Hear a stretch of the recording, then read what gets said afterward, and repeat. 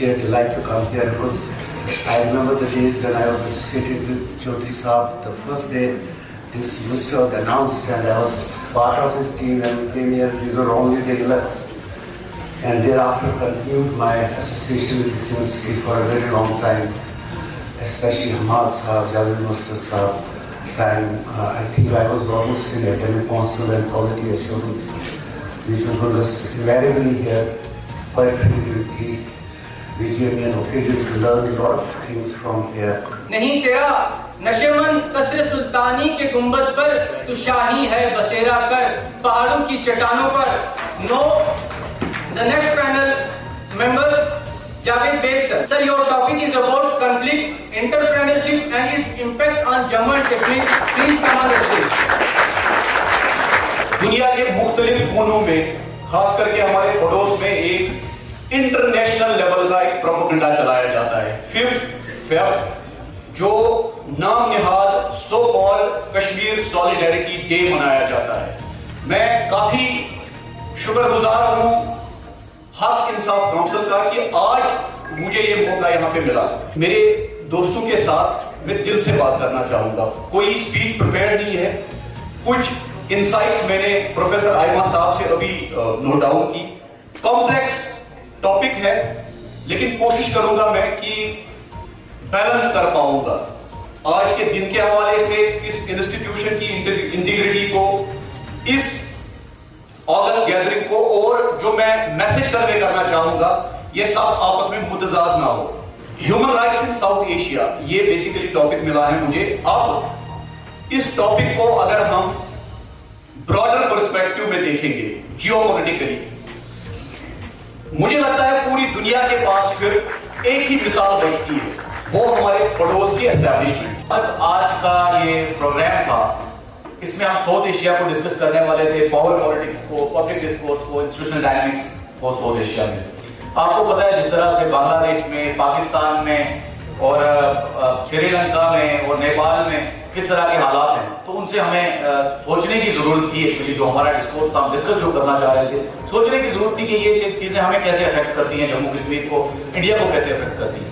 اور دوسری بات یہ تھی کہ آج کے دن ہی جس طرح کہ جاوید بھائی نے لائن کو ٹو کرتے ہوئے بتایا کہ پروپیگنڈا ڈے بنا کے رکھ دیا ہے پورے ورلڈ میں, پوری ایمبیسیز میں, پوری دنیا کی, اور ہم اس پروپیگنڈا کو ڈس آن کرتے ہیں. We don't believe in the terrorism, we don't believe in the Islamic State or Hindu State, we believe in the idea of India. So it's an absolute honor for me to be here and always to speak about women empowerment, women laws, and why women empowerment is much important in today's society. Lately, while we talk about the South Asian countries, which include Bangladesh, Pakistan, and various others, there is much number of violence which is faced by the women in that country. Lately, we were watching a video which was circulating on the YouTube or I guess on the Google, that there is a sexual assault which is faced by the women in Bangladesh. However, today's topic is power politics, political discourse, public discourse, and institutional dynamics in South Asia. So what I do is just disjoint these two concepts, public discourse, power politics is I'll keep them in one cabinet, and institutional dynamics I'll talk about it later. So I was just thinking what should I speak about? Most of the students here, I think Baba Ghulam Shah University doesn't have a school of social sciences. So I thought let me talk about Antonio Gramsci. He's an Italian philosopher who talks about public discourse, how public discourses are being created, and who are the ones who are creating public discourses. So it is both the politicians and the intellectuals who are creating the public discourse, and there are different institutions through which they reach out to you. So it's not always about coercion that you basically get the consent of people. It is about capturing the minds of people also. So there are different institutions, for instance we have schools, we have colleges, we have media houses, which basically influence your mind and take consent from you. You voluntarily, by choice, you give consent to these ideas which are being floated by somebody else. سب سے پہلے میں کوئی speaker نہیں اور نہ ہی میں کسی event میں جا کر بولنے کے لیے کبھی میں نے حامی بنی ہے, لیکن چونکہ یہ ایونٹ حق انصاف کونسل کی طرف سے تھا اور جس کی قیادت ہمارے ذیشان بھائی کرتے ہیں, جو کہ ہمارے اس خطاطی پرچار سے آتے ہیں اور دیگر چیزوں سے یہ نام بھی پرچاری اپنے آپ میں ایک سرخیاں بلو رہا ہے. तो कितना ट्रीटमेंट डाल के नौजवान की हौसला अफजाई करने के लिए शायद पहली मरतबा किसी स्टेज पे आया हूँ। जर्नलिज्म पत्रकारिता अपने आप में आज की तारीख में मीडिया हाउसेस तक ही महदूद नहीं रही है। सबसे लेटेस्ट जो ट्रेंड है वो सोशल मीडिया जर्नलिज्म का है और सोशल जर्नलिस्ट भी अब कहलाना शुरू कर चुके हैं अपने आप को। काफी जगहों पे आपने देखा होगा कोई भी शख्स अपने पर्सनल अकाउंट से लाइव वीडियो जो है वो टेलीकास्ट करके खुद जर्नलिस्ट प्रोनाउंस कर देता है। लेकिन this is disasters not only for society but for entire nation and indeed for the entire world, because globalisation अपने आप में एक अच्छी चीज है बट दो धारी तलवार जिसका एक नुकसान भी रेंज में आती है। तो हमने मई के पहले हफ्ते में देखा है। हमें लगता था कि राजौरी शहर पाकिस्तान की शहीद रेंज में नहीं आता। चूंकि मैं एक पत्रकार हूँ, एक सहाफी हूँ, एक जर्नलिस्ट हूँ, तो मैं इस चीज को बाखूबी जानता था क्योंकि हमारा उतना बैठना डिफेंस के लोगों के साथ होता है। तो मैं जानता था कि आजकल का वार सिर्फ सरहदों तक महदूद नहीं है और इसीलिए मैंने अपने घर में तैयारी कर रखी थी कि अगर पहलगाम हमले के बाद हालात ऐसे होते हैं तो क्या कुछ करने की जरूरत है। तो इसलिए जिन लोगों को लगता है कि राजौरी शहर ही टारगेट पे था तो आप लोग शायद थोड़े से गुमान हैं, आप लोग थोड़े से वहम में हैं। ये BGSP यूनिवर्सिटी समेत ये पूरा इलाका हकीकत प्रचार का ये पाकिस्तान के शहीद रेंज पे है।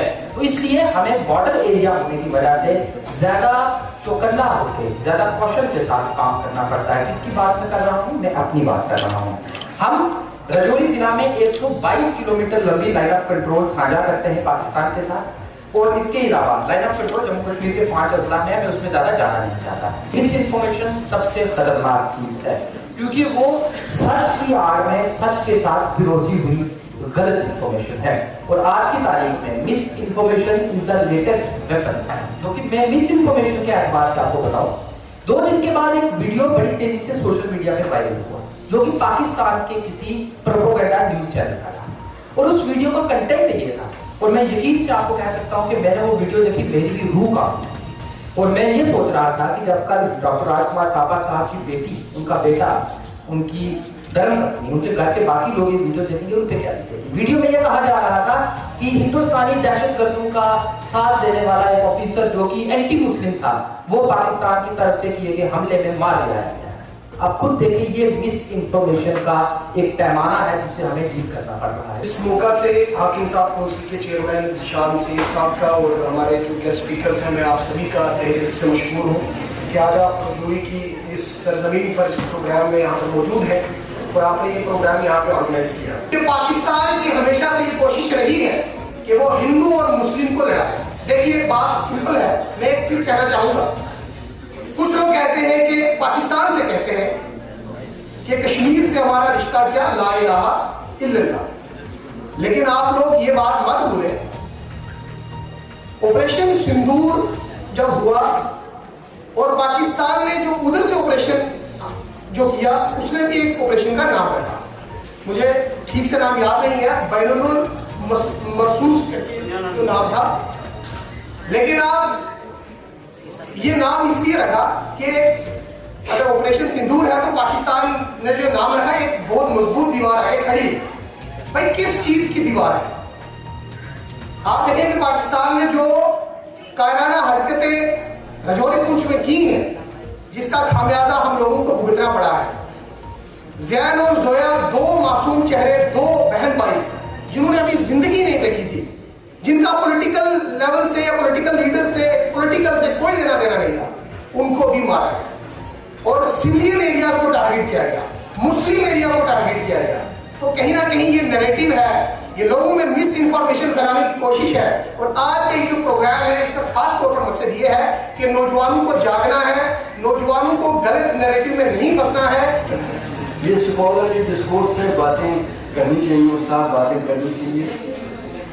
एस्पिरेशंस तो उनकी होती है, ऐसा नहीं कि एस्पिरेशन नहीं होती है। टेररिज्म हवा में नहीं आता है, टेररिज्म मुहिकात होती है। अब सवाल ये कि उन मुहिकात को डील कैसे करें, उसको एस्पिरेशन कहिए या सेपरेटिज्म कहिए या सॉफ्ट सेपरेटिज्म कहिए, मगर एक वाज़ेह फर्क है।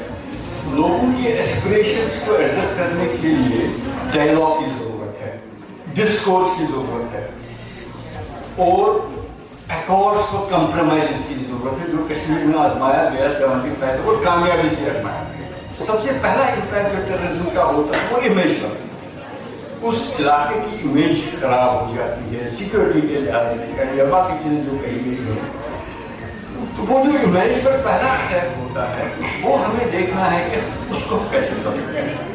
हमारे पास आर्कियोलॉजी है, हमारे पास बुद्धिस्ट हेरिटेज है, हमारे पास जैसे अहमद साहब कह रहे थे हिंदू हेरिटेज, शारदा पीठ एक गलतफहमी में हमेशा करेक्ट करता हूँ, शारदा पीठ सिर्फ शारदा मंदिर नहीं, सारा कश्मीर शारदा पीठ था। हर गांव में लोग थे जो उभर रहे थे। अभिनव गुप्त शारदा पीठ का ऐसा था, कोलकाता शारदा पीठ था, बड़ा शारदा पीठ का, ये लोग शहरों में रहते थे। तो ये जो या फारसी की शायरी, फारसी की कैलीग्राफी, आपका क्यूजी और सबसे अफजल चीज आपके हैंडीक्राफ्ट्स, ये चीजें आपका कल्चर है जो ये टूरिज्म का इम्पैक्ट अल्लाह का शुक्र है बहुत कम हो गया है। इसको रिकवर करने का जो रिकवरी का प्रोसेस है, उस रिकवरी के प्रोसेस में इन चीजों को एक बुनियादी सतून के तौर पर इस्तेमाल करना चाहिए। और जब आप ये करेंगे तो आप अपने इलाके की इमेज ठीक करेंगे, टूरिज्म पर उसका एक अच्छा इम्पैक्ट रहेगा, ये बड़ा जरूरी है। और आप टूरिज्म के मंफी असरात ठीक करने के लिए जो काम करेंगे उसमें सिर्फ आप टूरिज्म की इंडस्ट्री की खिदमत नहीं कर रहे, उससे आप अपने लाइवलीहुड की गारंटी कर रहे हैं, को इम्प्रूव कर रहे हैं।